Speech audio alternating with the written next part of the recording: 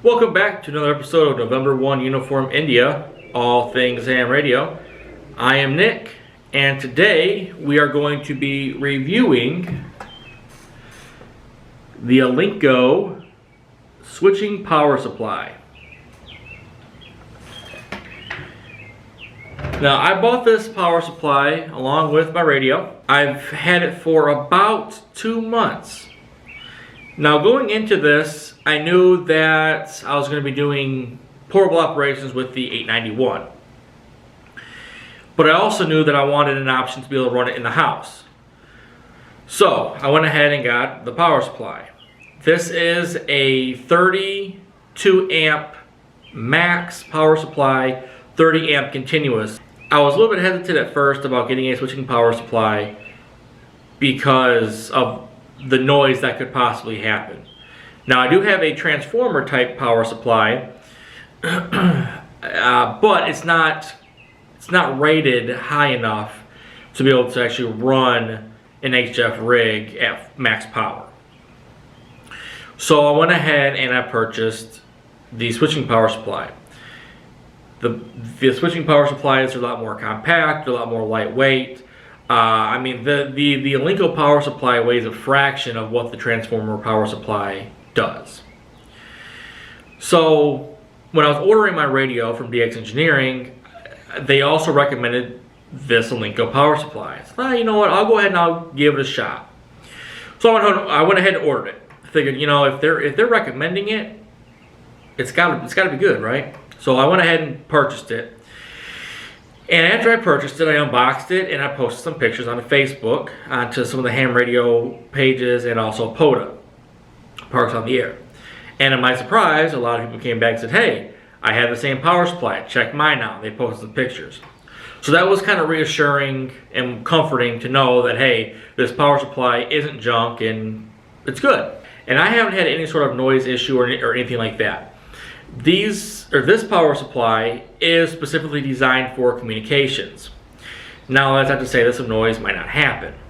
So they've also incorporated on the power supply the offset knob. So if there is some noise that does seem to happen, you can simply turn this dial here and eliminate that noise. I haven't had to touch the knob since I've had it, and it's done a pretty good job by itself. I haven't had to adjust that knob at all.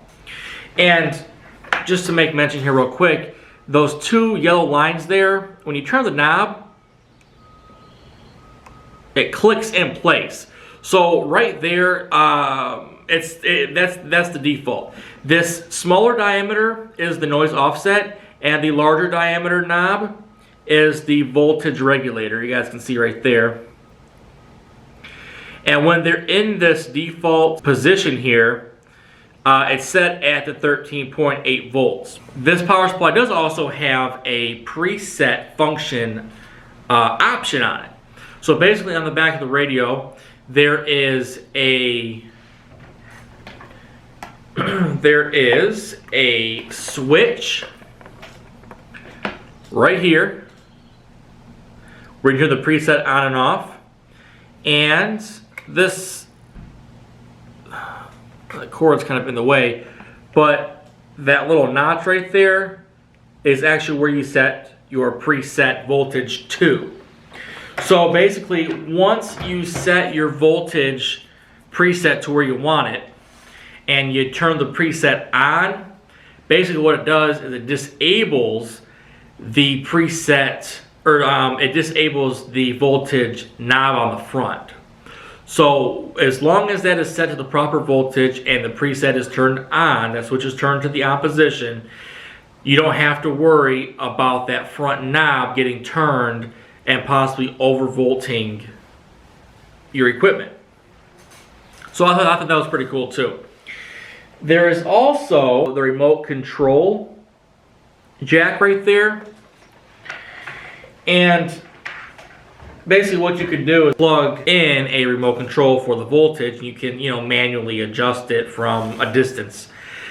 Now, I was reading the manual to see how that kind of worked. The manual tells you that there isn't there's not an accessory or something they sell that will do that. You basically have to create it yourself. You have to make it yourself. And they give you a little diagram on how to do it. So with that being said, I haven't had any sort of issues with this power supply. I'm really not even using it to its full potential. The thing may get a little bit warm, but I mean, I'm really not stressing it the way that I'm using it.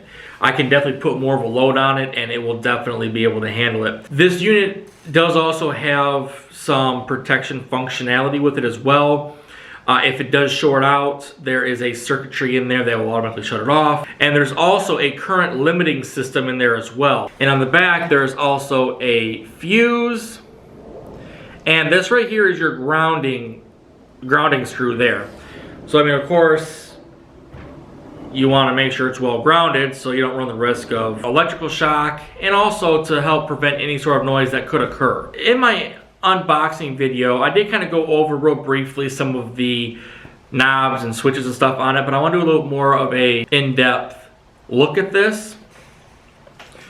So here on the front, let's see if I can get this thing to focus here. So here on the front, again, we have our noise offset and our voltage regulators. Here is the on and off switch. This right here is a switch that you can flip to make it either show amps or volts on the meter. And then over here on this side here, we have the cigarette output, max of 10 amps. And then we have our 5 amp output quick connects here. These LEDs, they're kind of self-explanatory. We have the red one here, puts it in protection mode if something does go wrong.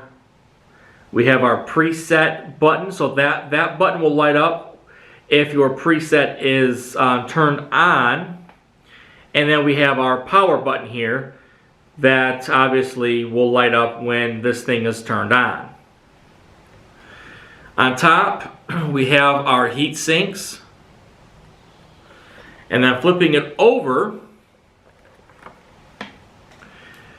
we have our fan, which honestly, I don't even know if this thing's even turned on. If it has, it's extremely quiet. But like I said, I don't even really put enough load on this thing to even stress it out any. And then here are the two 32 amp max, 30 continuous terminals here. Again, I already mentioned these, the remote control jack there. There's where you set your preset at. Here's where you turn the preset on and off. Here is your fuse, 8 amp fuse in there, your grounding screw, and then here is your power leads going to your wall socket.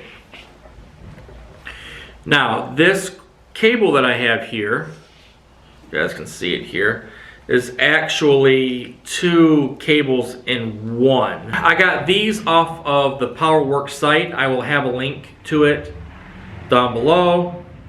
But basically, this cable here is just an HF 4-pin connector to Anderson. So it has the 4-pin, and then it terminates out at the Anderson plugs there. And then same thing with this side here. It has the gold-plated ring terminals. 10 gauge wire goes through the fuse blocks there. The ATC fuse types. And it terminates out at the Anderson Powerpole connectors there. Then I also have Anderson Powerpole little clips, the retention clips. This is what I am using when I am in the house. Alright, so I don't want to make this video much longer than what it already is. I just wanted to give you guys a brief review of the Alinco power supply that I've been using.